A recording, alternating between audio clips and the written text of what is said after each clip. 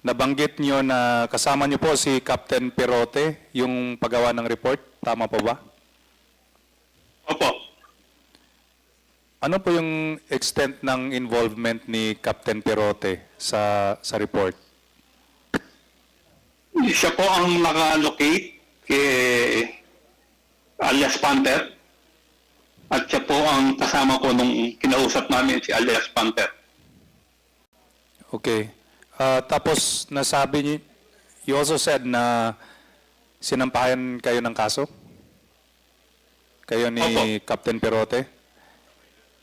Opo, pero yung kaso po ni Captain Perote ay naano po siya, na-dismiss yung kaso kanya, hindi umakyat sa dismiss ng DOJ yung kanyang yung complaint sa kanya. Kasi napatunayan niya na yung mga allegations sa kanya na investigador ay kasinungalingan.